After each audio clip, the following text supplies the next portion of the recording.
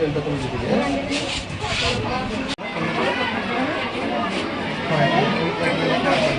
দিদি দিদি একটা করে সকালবেলা একবার খাওয়া হয়।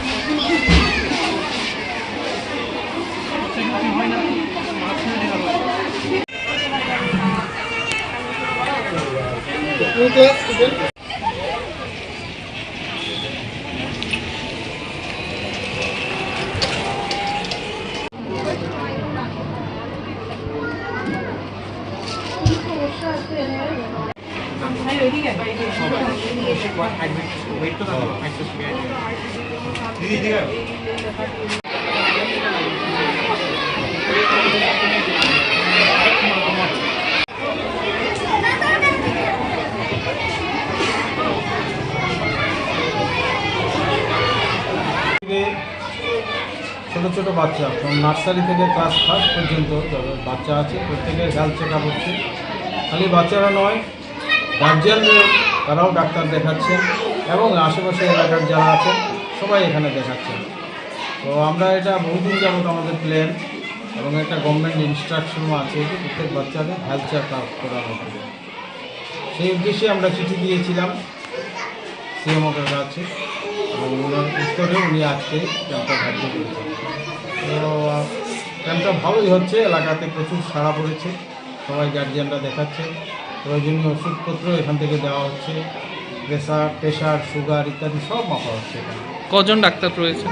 এখানে এখন পর্যন্ত তো 4 জন ডাক্তার আছেন, হোমিওপ্যাথিক, আয়ুষ এবং অ্যালোপ্যাথিকও আসার কথা। তারা সবাই মিলে বিভিন্ন দপ্তরে তারা টেবিলে আলাদা আলাদা টেবিলে বসে সমস্ত রোগীদের দেখছেন এবং প্রয়োজনীয় প্রেসক্রিপশনও করে দিচ্ছেন, ওষুধ যা অ্যাভেলেবল তাও দিয়ে দিচ্ছেন এবং না থাকলে বলছেন ডিস্ট্রিক্ট হসপিটালে দিয়ে নিয়ে আসেন। স্কুলের ছাত্রছাত্রী এবং অভিভাবক মিলে মোটামুটি কতজন হতে পারে বলে আশা করছেন? এবার 250-র উপরেই হবে। ছাত্রই আছে 250 আর গার্জিয়ান আরও ধরো 100-150, এটা প্রায় 300-র কাছাকাছি। তেলটা তুমি দিতে দিও।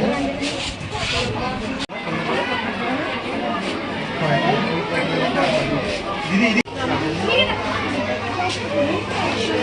একটা করে সকালবেলা একবার খাওয়া হয়।